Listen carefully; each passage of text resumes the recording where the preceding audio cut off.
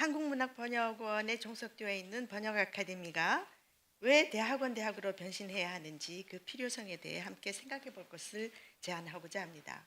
이는 번역 아카데미가 한국문학번역원의 조직에 종속된 하나의 부서로 존재하는 현 체제에서 한국문학 전문 번역가 양성 프로그램의 실질적인 효용성을 기대하기는 명백한 한계가 존재한다고 보기 때문입니다. 저의 오늘 발표문의 키워드는 세계화입니다.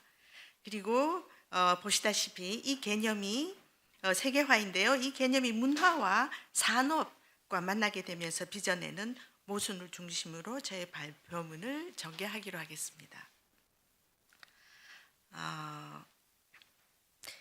이 자리에 하겠습니다. 한국문학번역은 제가 시간을 맞추기 위해서 조금 빨리 읽겠습니다. 제가 굉장히 이런 자리에서 좀 서툴러서요.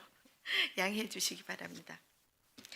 한국문학번역은 번역 아카데미는 2008년 문학번역 전문 번역가 양성을 목표로 개설되었고 2023년 가을 학기부터는 대학 설립을 목표로 교육과정을 전면 개편하여 7개 언어권 출신 학생들을 연수자의 자격으로 선발, 주 15시간 4학기 총 58학점 이수 프로그램을 운영하고 있습니다. 이는 이른바 K컬처 시대에 부응하기 위하여 문학뿐만 아니라 영상 및 웹 콘텐츠 등 문화 콘텐츠 전반을 아우를 수 있는 전문 번역가를 길러내기 위함입니다. 그동안 번역 아카데미는 설립 이래 질적, 양적으로 상당한 발전을 이룩했으나 문화예술 콘텐츠 환경의 변화에 대응할 수 있는 새로운 체제 변화를 모색해야 하는 과제 또한 작지 않습니다. 한국문학번역원은 문화체육관광부 산하 공공기관이기에 한국문학 번역 전문가 양성을 목적으로 설립되는 교육 프로그램, 제가 교육기관이라는 표현을 제가 이거 미처 걸러내지 못했는데요. 교육 프로그램입니다. 한국 번역 아카데미는 교육기관으로 아직 존재하지 않고 있습니다. 그래서 설립 운영되는 교육 프로그램인 번역 아카데미 역시 중장기 문화예술 정책의 영향으로부터 자유로울 수 없습니다. 발표자는 이 한계를 극복하기 위한 최선의 대안이 번역 전문 대학원대학교를 설립하는 것이라고 보고 있습니다. 이를 설명하기 위해 먼저 한국문학번역원의 설립과 그 입지를 다지기까지의 추이를 살펴보고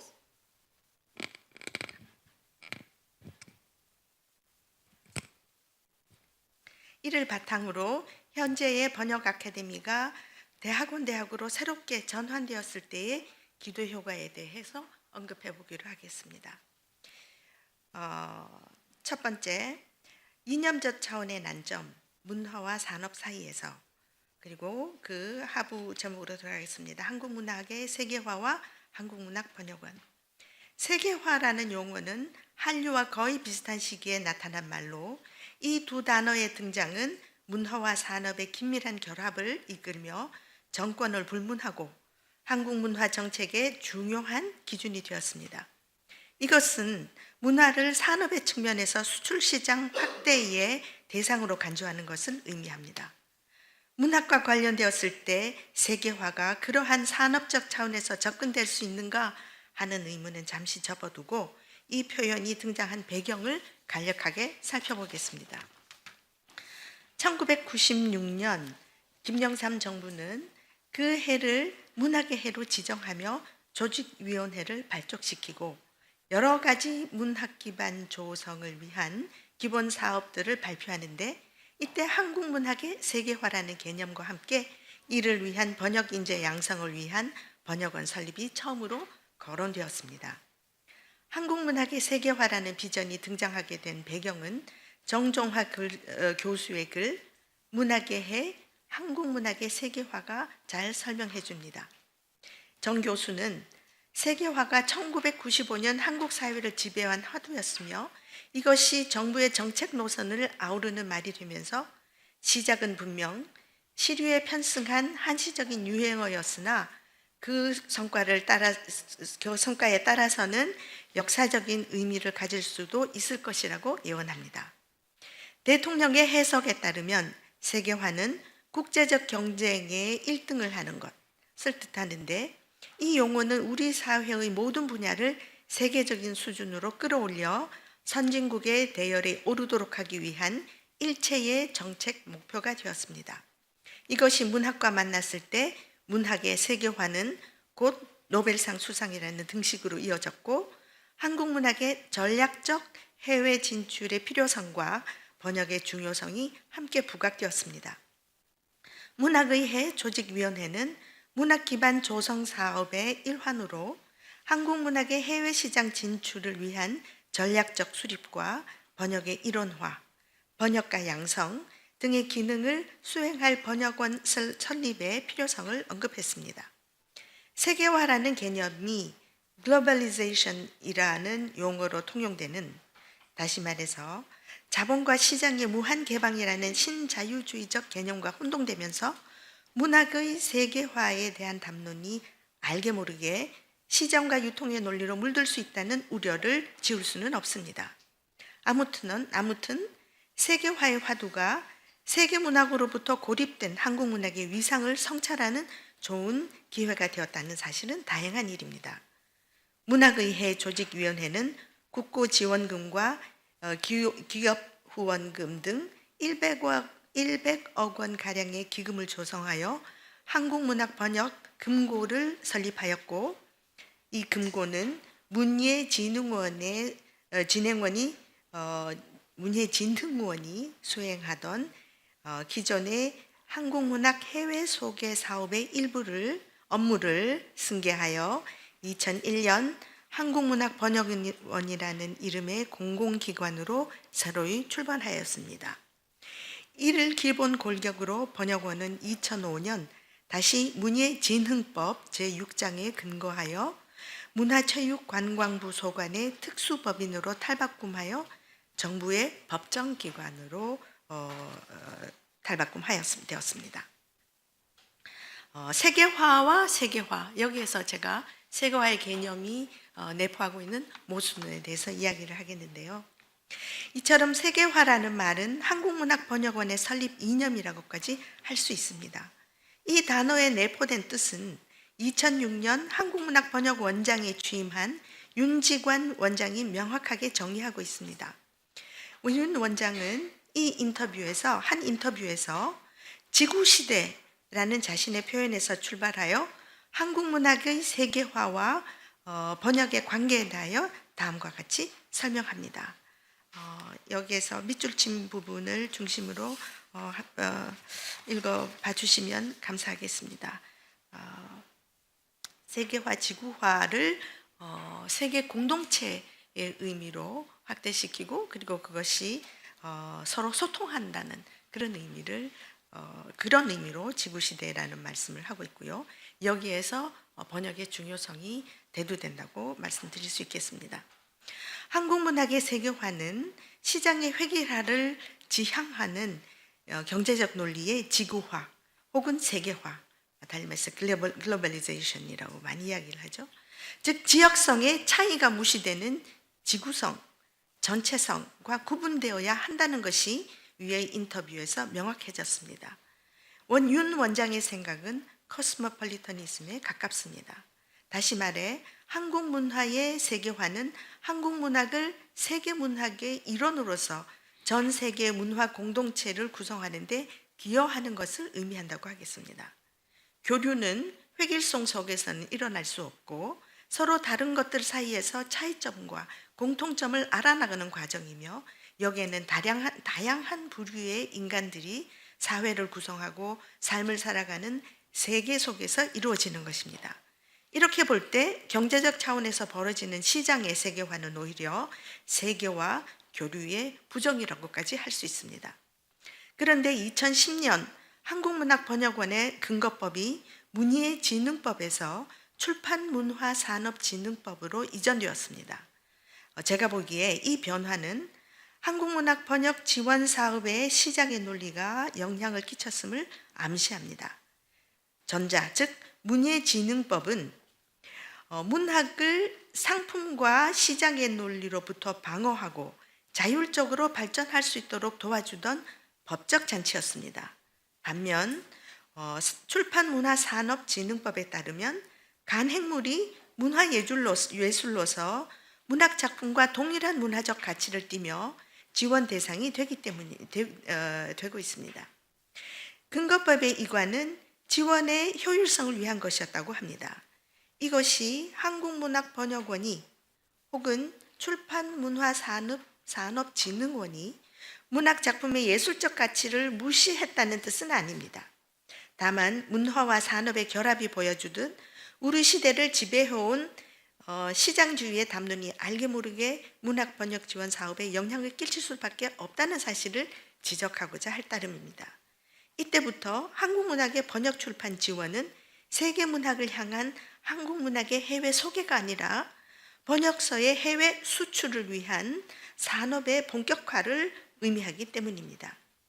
애초에 설립 취지였던 교류로서의 세계화와 수출로서의 세계화라는 상충되는 두 개의 세계화 담론이 하나의 사업 공간에 공존하고 있음을 확인하게 된 셈입니다. 이러한 모순 상황이 한국문학번역원에 종속되어 번역교육을 담당하는 아카데미의 성격 규정에 영향을 끼치는 것은 당연한 규결입니다. 말하자면 번역 아카데미의 교육은 한국문학의 간행물 수출에 기여하는 번역 도구의 양성소가 되는 셈입니다. 다음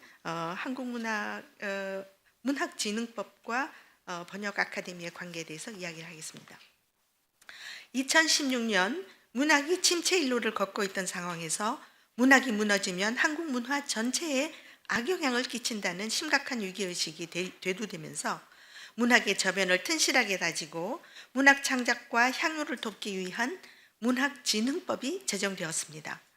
번역원을 출판문화산업진흥원에 흡수 통합시키려는 움직임도 있었지만 그동안 쌓아온 한국문학의 세계화의 성과가 무너질 위험이 있다는 판단에 번역원은 마침내 본연에 어울리는 근거법에 근거하여 존속하게 되었습니다. 문학진흥법은 문학은 한 나라의 문화예술의 기초가 되는 것으로 문화예술의 발전을 위해서는 문학에 대한 체계적인 보호 및 육성이 필요하다는 인식에서 제정되었습니다.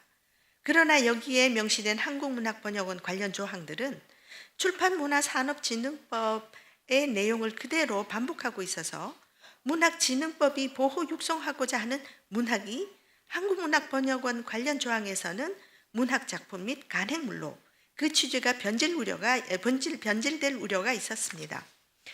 2020년에 가서야 마침내 문학진흥법의 해당 조항은 한국문학으로 수정되어 한국문학번역원의 근거가 마침내 완성되었다고 볼 수 있습니다.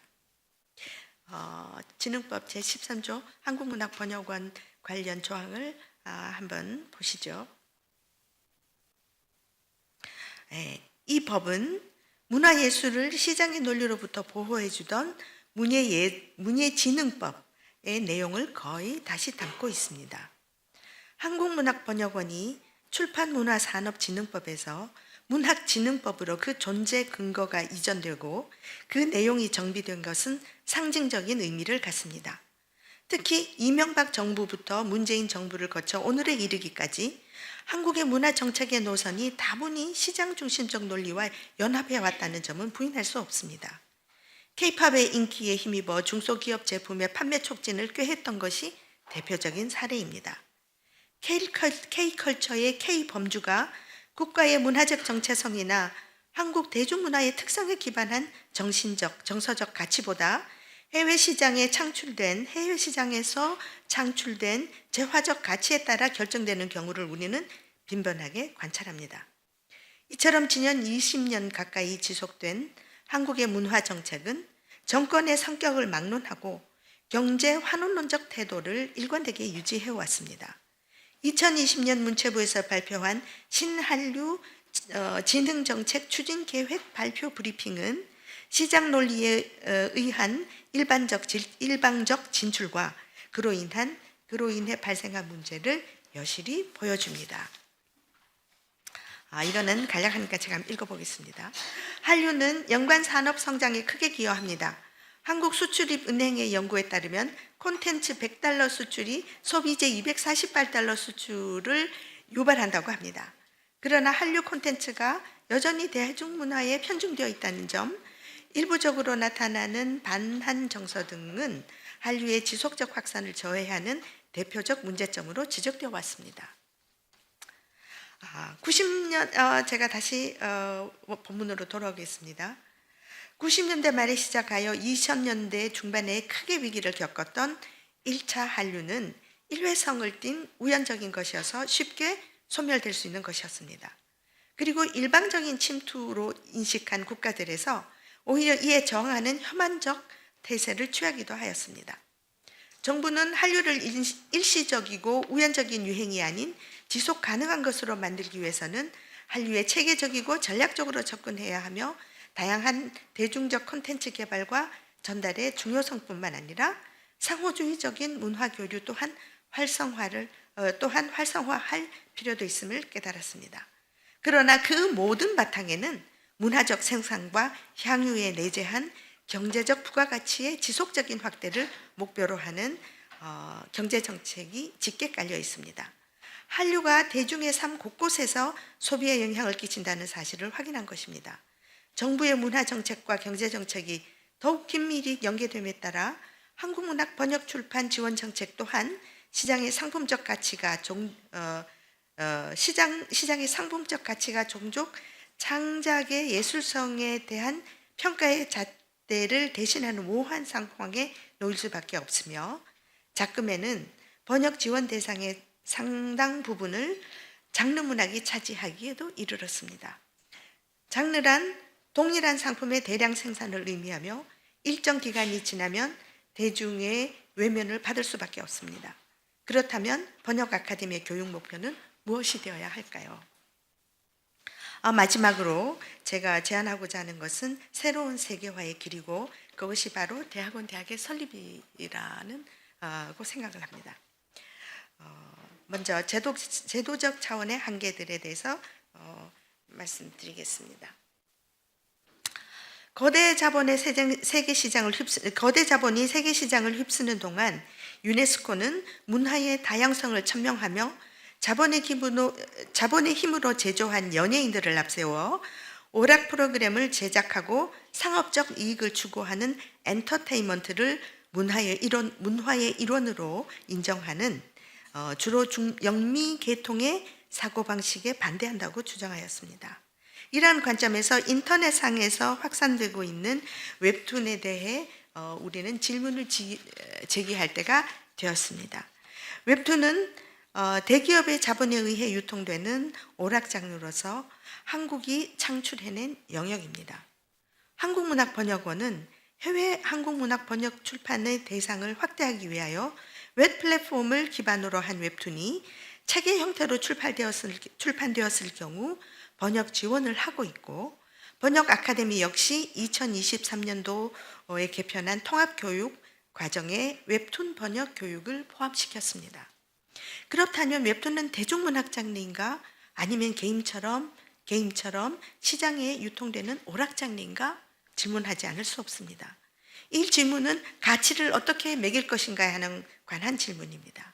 국가기관에 소속된 번역 아카데미는 이 문제에 대해 어떤 대답을 모색해야 할까요? 여기서 번역 아카데미가 태생적으로 안고 있는 제도적 차원의 한계를 지적할 필요가 있습니다. 자, 여기 보시면은요, 번역 아카데미가 이렇게 마치 부속 기관처럼 이렇게 그려져 있습니다만은 실제로는 번역교육본부에 그러니까 번역원에 직속되어 있는 조직의 일부분으로 존재하고 있고 여기서 교무행정 이렇게 지금 되어 있습니다. 그러니 실제로 번역 전문 도서관이 번역 아카데미에 소속되어 있어야 함에도 불구하고 번역 아카데미가 기관이 아니기 때문에 도서관을 포함할 수가 없어요. 그래서 아카데미와 번역 전문 도서관이 나란히 동일한 수준에서 지금 부속기관으로 인 것처럼 그렇게 존재하고 있습니다. 그러면 이렇게 지금 그 기관으로서 존재하지 못하고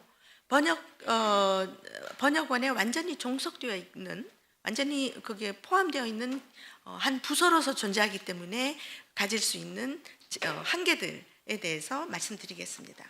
첫째, 일반 공공기관의 회계 연도에 따라 예산이 집행되어야 하므로 학사 일정에 무리가 많습니다. 봄학기는 6월 초에 모든 일정을 마쳐야 중순에 혹은 말에 6월 말에 수료식을 거행할 수 있고, 가을 학기는 11월 말에 모두 마쳐야 연말에 회계를 마무리할 수 있습니다. 대학에서 이루어지고 있는 그 회계 연도와는 엄청난 차이가 있죠. 그리고 둘째, 전임 교수들의 위상이 모호합니다. 번역 아카데미가 정식 교육기관의 위상을 갖추지 못한 탓에 소속 교수는 전임의 교원이라는 생소한 이름으로 불리며 교수로서의 지위를 정상적으로 인정받지 못합니다. 게다가 내부자라는 이유로 번역원의 번역 지원 사업 참여에도 금지되어 있습니다. 하지만 이 모든 것을 떠나 가장 심각한 것은 전임의 교원이 계약직이라는 것입니다. 주기적으로 새로운 교육 계약 교수를 채용해야 하는데 일정 기간 이상 재계약이 불가능하므로 인재 확보에 많은 어려움을 겪을 수밖에 없습니다. 셋째, 우수한 학생 확보의 한계입니다. 문학 번역에 관심 있는 훌륭한 학생들이 꾸준히 지원하고 있고 해마다 그 수준이 높아지는 것은 분명한 사실입니다. 이런 수준 향상은 번역 아카데미의 노력이 기여한 바도 있지만 이른바 K컬처의 선전에 따른 우수한 학생들의 한국학과 유입, 그리고 현지 한국학 교육의 수준 향상을 주요 원인으로 꼽을 수 있습니다. 문제는 문학 번역이 생계를 보장해주지 못하는 현실에서 더구나 기성 번역가들이 절대적으로 유리한 출판 시장의 특성상 그 활동 무대에 진입하기가 극도로 어려운 상황에서 번역 원장의 이름으로 수여되는 아카데미의 수료증이 수료생들의 장래에 실질적인 도움을 주지 못한다는 사실입니다. 아카데미의 커리큘럼이 정식 교육기관의 석사 과정으로 지위를 인정받을 수 있다면 이곳에서의 수학 경력은 한국학이나 한국문화 관련 분야에 진학하여 연구와 그리고 한국문학의 번역을 병행할 수 있는 가능성을 좀 더 쉽게 열어줄 것이고 이것은 더 많은 해외 인재들을 유인할 것입니다. 그러나 현재로서는 2년간의 힘들었던 과정 끝에 기다리는 것은 희망보다 불안입니다.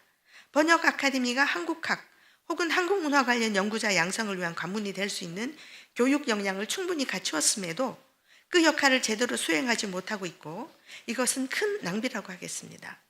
물론 웹툰 번역 시장이 활성화됨에 따라 아카데미 수료생 중 상당수가 웹툰 번역에 뛰어들고 있습니다. 그러나 웹툰 번역의 번역 실상을 알면 이것이 궁여지책에 불과하다는 사실을 깨닫게 됩니다. 프랑스의 경우 웹툰 번역자는 현지에서 조달되기까지 합니다. 번역 아카데미의 진지한 교육 과정을 무색하게 만드는 현상이라고 하겠습니다. 제도적인 측면에서 번역 아카데미가 부딪히는 또 다른 난점을 마지막으로 들자면 그것은 교육의 원칙을 지키는 데 겪는 어려움입니다. 문학 번역은 모든 종류의 문학 콘텐츠 번역의 기초이며 문학 외의 나머지 콘텐츠 번역에 필요한 교육은 기술적 차원의 숙달의 문제입니다. 하지만 이러한 원칙이 위협받고 있습니다. 23년 가을 학기부터, 그러니까 오는 가을 학기부터 2023년 지난 가을 학기부터 새로운 문학 콘텐츠 통합교육 과정을 운영하기 시작했음에도 불구하고 금년 2024년 별도 사업인 웹소설 번역 인력 양성 교육 과정을 운영할 수밖에 없는 환경에 놓였습니다. 그래서 시범적으로 금년 2024년 가을 학기에는 12주 동안 주당 2시간 과정의 비대면 교육 과정을 시범 운영하게 될 예정입니다. 여기서 근본적인 물음이 생겨납니다. 낯선 나라에서 2년 동안 매 수업 시간마다 많은 분량의 텍스트를 읽고 과제를 수행하기 위해 밤잠을 설치며 애쓰는 정규과정 학생들의 노력과 성과가 이런 짧은 교육으로도 대처될 수 있는 것인가? 그런 회의를 갖게 되는 것이죠. 애초에 번역 아카데미 필요성이 대두되던 당시의 설립 취지인 세계문학의 일원으로서의 한국문학, 세계문학과의 교류를 외치던 목소리는 희미해지고 시장 중심주의의 위세에 눌려 세계화가 아닌 세계화를 추구하느라 번역 지원과 번역 교육 모두 초심을 잃어버린 것은 아닐까 되돌아봐야 할 때라고 생각합니다. 제가 시간이 얼마나 됐는지 모르겠는데요. 마지막으로 제 제안인 새로운 세계화의 길에 대해서 말씀드리겠습니다. 모든 소통은 언어로서 이루어집니다. 본래의 언어 예술인 문학뿐 아니라 영화, 만화, 웹툰, 더 나아가 음악, 미술 등의 비언어 예술에 이르기까지 인간의 심리와 감정을 건드리는 모든 문화의 소통에는 일상 언어를 초과하는 문학이 들어 있습니다. 그리고 한국 문학에는 한국인의 삶에 관련된 모든 지식들이 내재해 있습니다. 문학 번역이 이 모든 영역의 소통을 맡아야 할 이유가 여기 있으며 모든 문학 콘텐츠 번역 전문가 전문 번역가 양성이 문학 번역을 토대로 이루어져야 할 이유가 여기에 있습니다.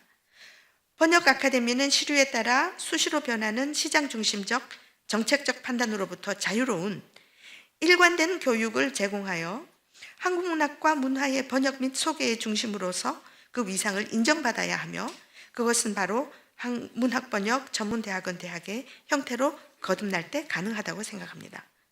번역 아카데미는 많은 훌륭한 교수들, 번역 인재들, 그리고 축적된 교육 경험을 통하여 이 일을 감당할 수 있는 역량을 충분히 쌓았습니다. 여기서 대학이란 개념에 대해 잠시 살펴보겠습니다.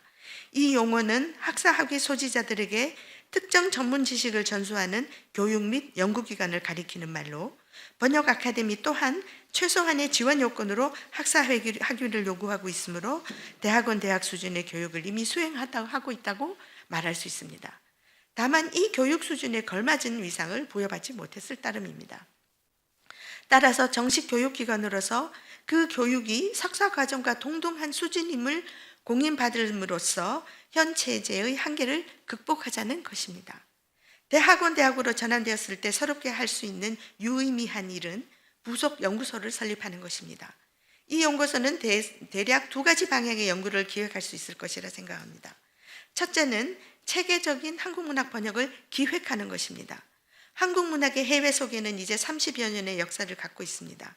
최근에는 해외 문학상 수상 소식이 심상찮게 들려오고 있으며 한국 문학과도 지속적으로 생겨나고 있습니다. 이제는 작가 소개나 한국 문학 사적 차원에서 체계적인 한국 문학의 번역을 시도할 때가 되었다고 생각합니다. 이러한 사업은 우수한 번역 인력을 양성하는 일에만 그치지 않고 그들을 기획 번역의 연구원으로 참여시켜 책임 연구원의 지도하에 책을 전권 번역 출판할 기회를 가질 수 있도록 함으로써 자연스럽게 출판 시장에 진입할 기회를 제공하게 될 것입니다. 둘째, 연구소의 다른 임무는 새로이 부상하는 대중문화 콘텐츠들에 대한 인문사회적, 비평적 접근입니다.